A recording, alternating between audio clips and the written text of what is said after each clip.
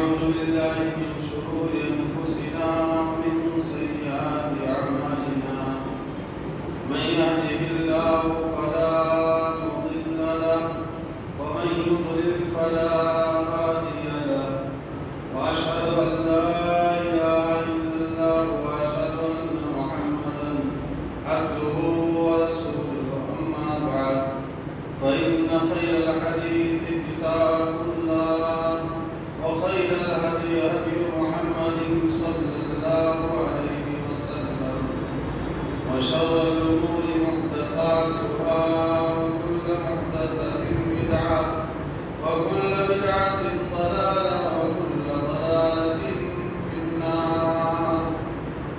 أعوذ بالله من الشيطان الرجيم. بسم الله الرحمن الرحيم.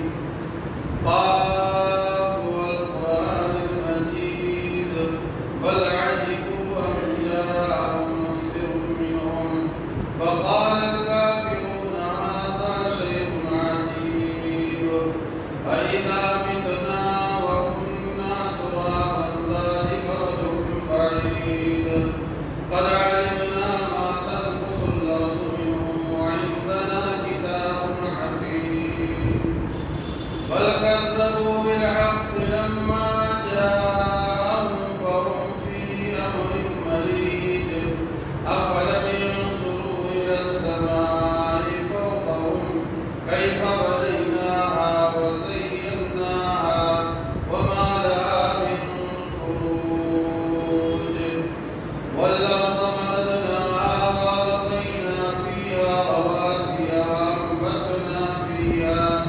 وأنبتنا فيها من كل زوج بهيج تبصرة وذكرى لكل عبد منيب ونزلنا من السماء ماء مباركا فأنبتنا به جنات وحب الحصيد والنخل باسقات لها طلع نضيد رزقا للعباد وأحيينا به بلدة ميتا كذلك الخروج كذبت قبلهم قوم نوح وأصحاب الرس وثمود وعاد وفرعون وإخوان لوط وأصحاب الأيكة وقوم تبع كل كذب الرسل فحق وعيد أفعينا بالخلق الأول بل هم في لبس من خلق جديد ولقد خلقنا الإنسان ونعلم ما توسوس به نفسه ونحن أقرب إليه من حبل الوريد إذ يتلقى المتلقيان عن اليمين وعن الشمال بعيد ما يلفظ من قول إلا لديه رقيب عتيد. رب الجلال کی حمد و ثنا اس کی کبریائی اور عظمت کے بعد انگیت الصلاۃ والسلام علی نبی آخر زمان علی محمد رسول اللہ صلی اللہ علیہ وآلہ وسلم پر اللهم صل على محمد وعلى آل محمد كما صليت على إبراهيم وعلى آل إبراهيم إنك حميد مجيد. اللهم بارك على محمد وعلى آل محمد كما باركت على إبراهيم وعلى آل إبراهيم إنك حميد مجيد.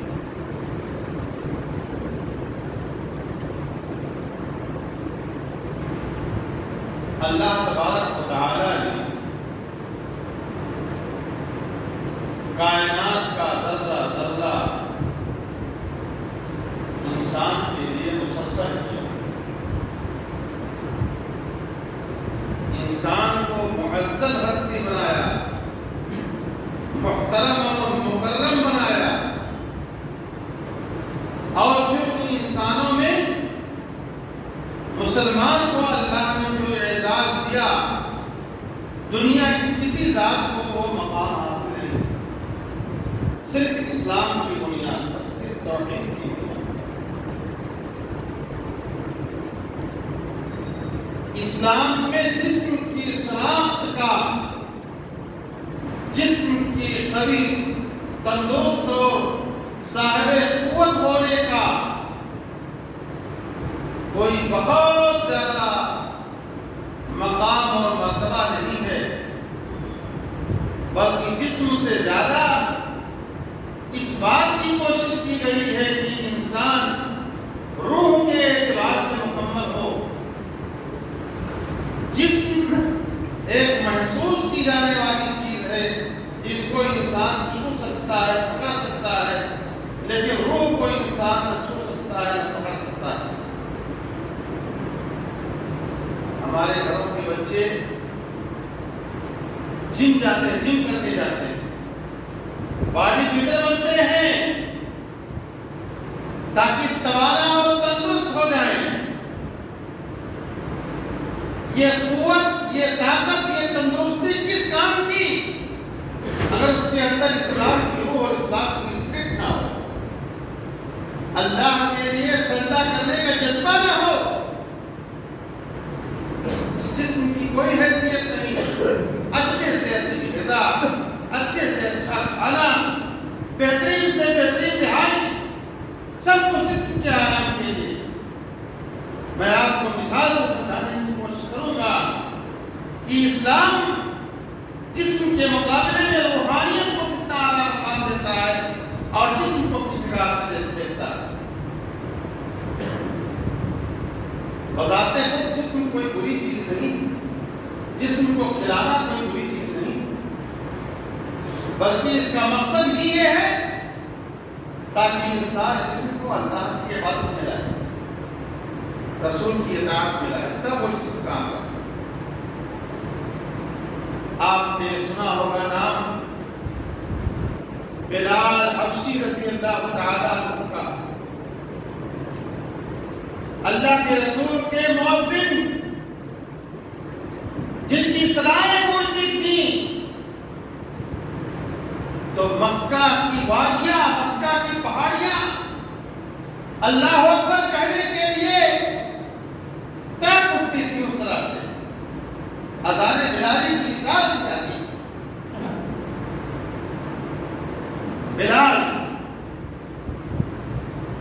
قربان جائیں کے حساب پہ آپ نے ان کی سیرت پڑھی ہوگی، ان کے ساتھ حبشی رکھا ہوا ہے، بلال حبشی۔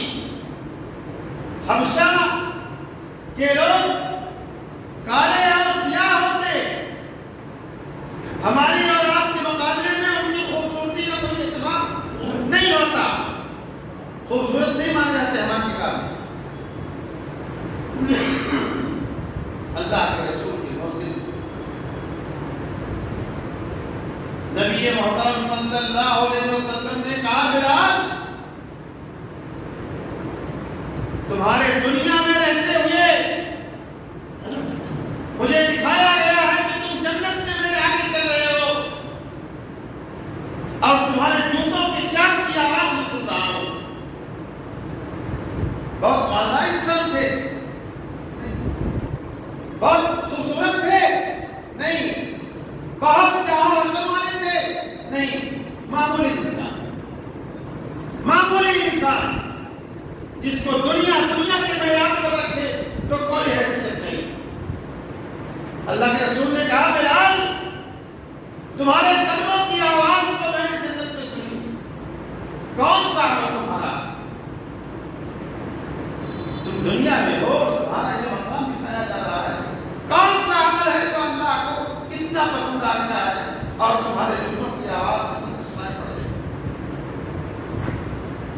قربان جائیے میرے بھائیوں دوستو، حضرت بلال رضی اللہ تعالیٰ عنہ نے کہا اللہ کے رسول میرا کوئی اضافی عمل نہیں ہے، ہاں ایک عادت میری ہے کہ میں جب بھی وضو کرتا ہوں تو وضو کرنے کے بعد 2 رکعت نماز ضرور پڑھتا ہوں، جس کو تحیۃ الوضو کہتے ہیں۔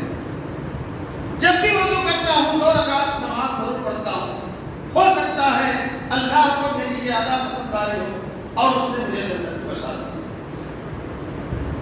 کہنے کا مطلب یہ ہے کہ بلال کوئی بہت رحیم و شہید انسان نہیں تھے، کوئی بہت خوبصورت انسان نہیں تھے، کوئی بہت مالدار انسان نہیں تھے، بڑے سائنسداں بڑے تاجر نہیں تھے، لیکن اس کے باوجود اللہ کے رسول کے منبر سے اذان دینے کی ان کو اذان دینے کا شرف حاصل ہوا اور جنت کی بشارت کو اور دنیا میں مل گئی۔ اسلام میں صرف جسم کا کوئی اعتبار نہیں۔ ایک دوسری مثال آپ کو دیتا ہوں۔ اللہ کے رسول صلی اللہ علیہ وسلم کے صحابی ہیں حضرت عبداللہ بن مسعود۔ عبداللہ بن مسعود رضی اللہ تعالیٰ عنہ بہت دبلے پتلے انسان تھے۔ جن لوگوں نے ان کی زندگی کی سیرت پڑھی ہے وہ جانتے ہیں انتہائی ضعیف اور کمزور انسان، اگر دھکا دے دیا جائے تو گر جائے۔ وہ درخت پر چڑھتے تھے، تیز ہوائیں چلتی تو ڈالیاں ان کو دائیں سے بائیں چھوڑ دیا کرتی تھی، اتنے ہلکے پھلکے انسان تھے۔ اللہ کے رسول نے کہا کہ مسعود میرے لیے مسواک توڑ لاؤ۔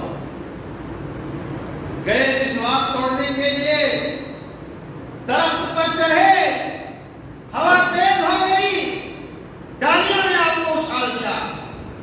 نیچے کچھ صحابہ موجود تھے، وہ ہنسنے لگے۔ ایسا ہوتا ہے، ان کے ہنسنے پر کو دیکھ کر کے ہنسنے لگے۔ اللہ کے رسول صلی اللہ علیہ وسلم آ گئے، آپ آئے تو دیکھا کہ صحابہ مسکرا رہے ہیں۔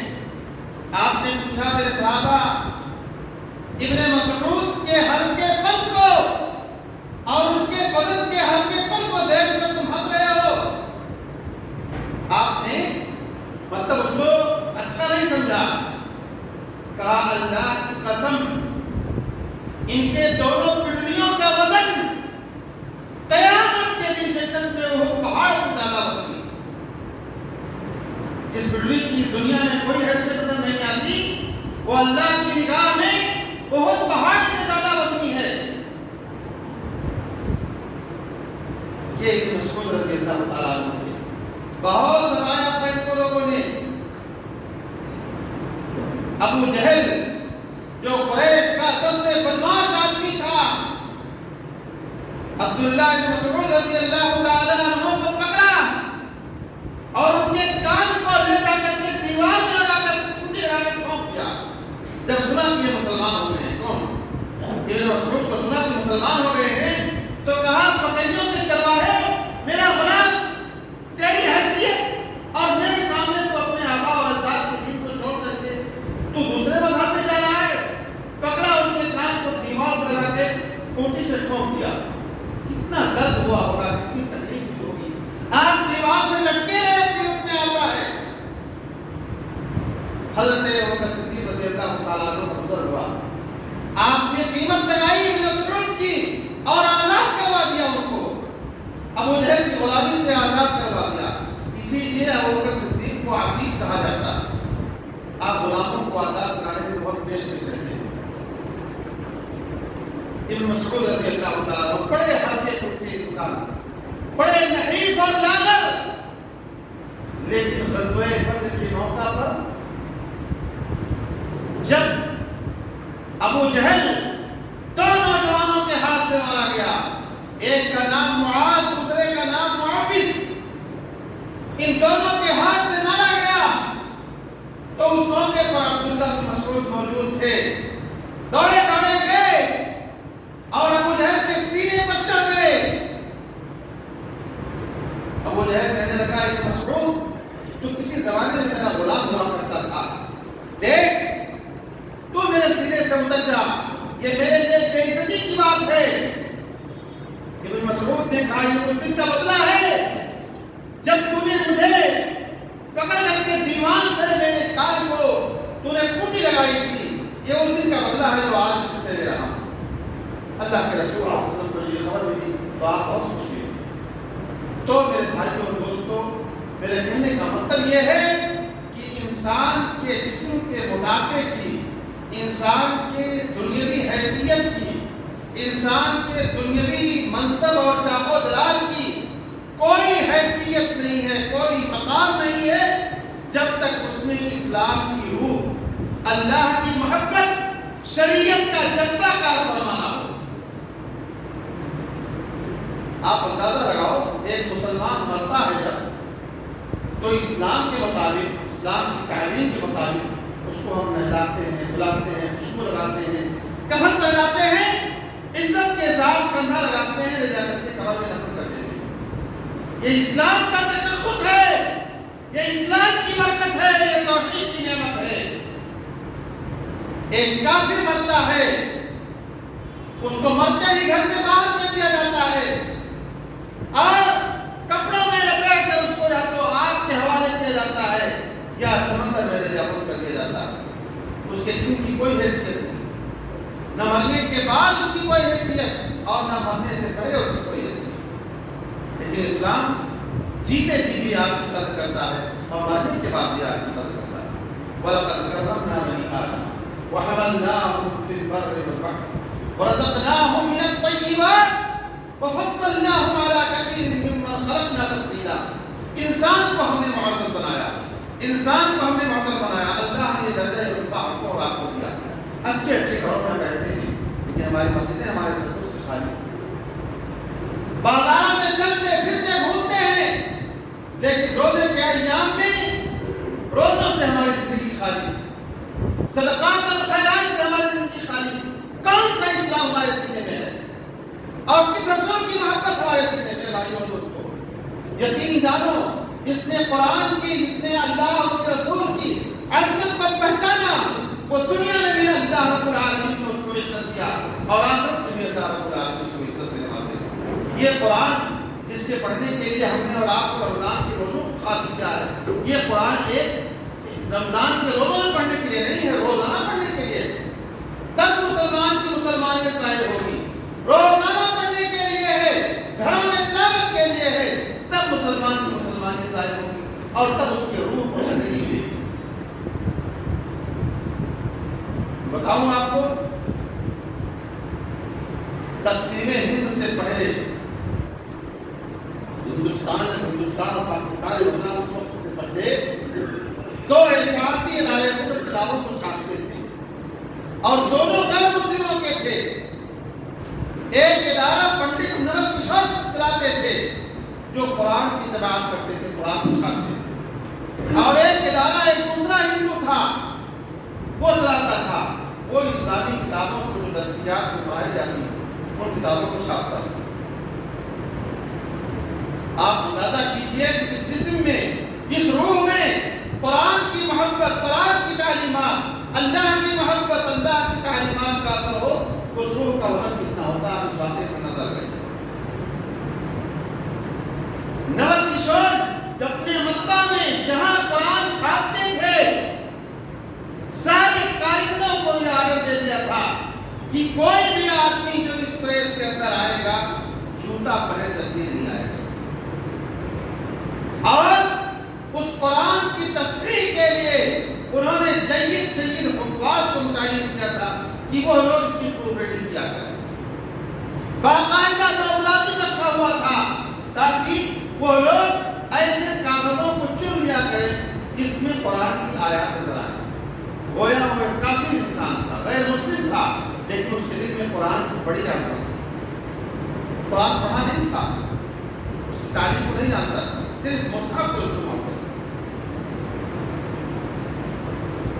جب وہ مر گیا اس کی چتا کو آگ پر پیش کیا گیا، ہندوؤں کے عقیدے کے مطابق، ہندوؤں کے عقیدے کے مطابق اس کی چتا کو آگ پر ڈالا گیا اور اس کو جلانے کے لیے کئی من گھی اور تیل ڈالا گیا تاکہ اس کا بدن جل جائے، لیکن آگ نے اس جسم کو نہیں جلایا، آگ نے اس کے جسم کو نہیں جلایا، اور یہ بات پھیل گئی کہ بھائی ان کی چتا کو آگ نہیں لگ رہی ہے۔ ان کے بڑے بڑے پنڈت اکٹھا ہوئے اور سب لوگوں نے کہا کہ پتہ کیا جائے کہ اس کی وجہ کیا ہے۔ اور پنڈتوں نے معلوم کیا کہ ان کے مسلمان دوست کے نام میں ذہن میں نہیں ہے۔ ان کو بلایا گیا تو انہوں نے کہا دیکھو پورے ہندوستان کا گھی اور تیل لگا کے ڈال دو تو بھی اس آدمی کی چتا کو آگ نہیں لگے گی، نہیں لگے گی، اس لیے کہ اس آدمی نے قرآن کی خدمت کی ہے، اس لیے کہ اس آدمی نے قرآن کی آیتوں کو پہچانا۔ آپ اندازہ کرو ایک کافر انسان جو قرآن کی تعلیم کو نہیں جانتا، صرف مصحف کو چھونے کی عظمت کرتا ہے، مصحف کو اپنے دکان میں رکھنے کے لیے سے احترام کرتا ہے، اس کی چتا کو 1000 کوشش کے باوجود آگ نہیں لگ رہی ہے، تو میرے بھائی اور دوستو آپ بتائیے جو آدمی قرآن کا عمل کرے گا، اس کی تعلیمات کو مانے گا، وہ آدمی جہنم میں کیسے جا سکتا ہے؟ اس لیے میرے بھائی اور دوستو بس یہی خطبے کا خلاصہ ہے کہ باڈی نہ بنائیے، اور اگر بنائیے تو اللہ کی بارگاہ میں سجدہ کیجیے، مسلکوں کے جھگڑے میں نہ پڑیے، توحید سے اپنے آپ کو آباد کیجیے۔ اگر توحید سے سینہ آباد ہے، ایک اللہ کے سامنے جھکتا ہے، ایک اللہ سے مانگتا ہے، ایک اللہ سے توکل کرتا ہے، ایک اللہ سے امیدیں لگاتا ہے، تو امید رکھتے کہ انشاءاللہ اس کا جسم آخرت میں نجات پائے گا، جہنم کی آگ سے نجات پائے گا۔ اور اگر ایسا نہیں ہے تو انجام بڑا خراب ہے۔ یہ مسلک ساتھ نہیں جائیں گے قبر میں، یہ علماء ساتھ نہیں جائیں گے، فتاوی رضویہ ساتھ میں نہیں جائے گی۔ اللہ کرام رسول اکرم صلی اللہ علیہ وسلم کی تعلیمات یہ انسان کی روح کے ساتھ ہوگی۔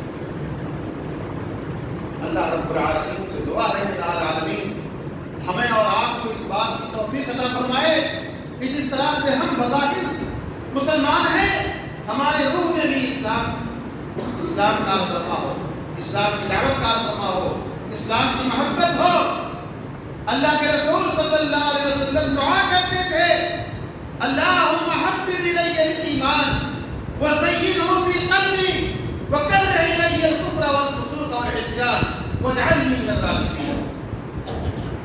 ہم نے کبھی دعا کیا؟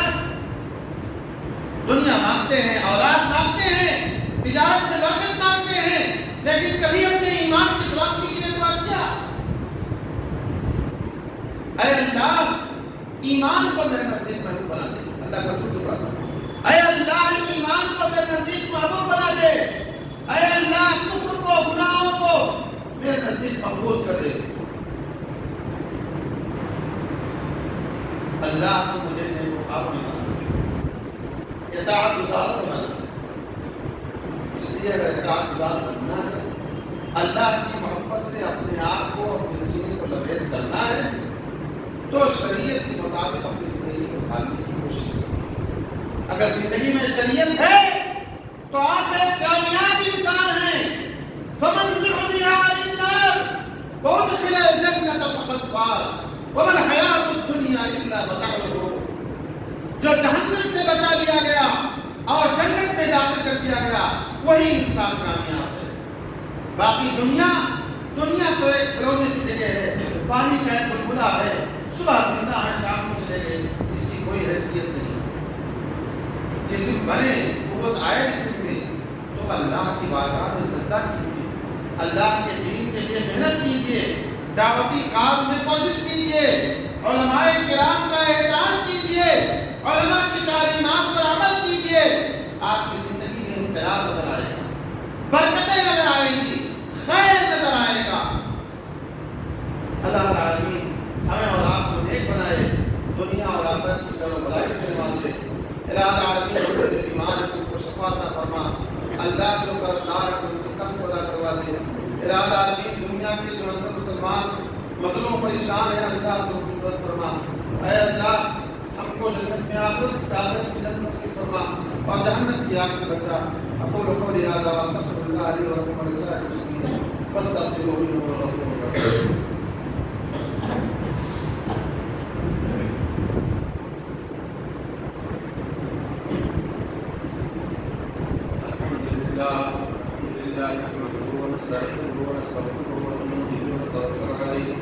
ونعوذ بالله من شرور انفسنا ومن سيئات اعمالنا من يهده الله فلا مضل له ومن يضلل فلا هادي له واشهد ان لا اله الا الله واشهد ان محمدا عبده ورسوله اما بعد ان الله وملائكته يصلون على النبي يا ايها الذين امنوا صلوا عليه وسلموا تسليما اللهم صل على محمد وعلى ال محمد كما صليت على ابراهيم وعلى اللهم بارك على محمد وعلى آل محمد كما باركت على إبراهيم وعلى آل إبراهيم إنك حميد مجيد. عباد الله رحمكم الله، إن الله يأمر بالعدل والإحسان وإيتاء ذي القربى وينهى عن الفحشاء والمنكر والبغي يعظكم لعلكم تذكرون. اذكروا الله يذكركم وادعوه يستجب لكم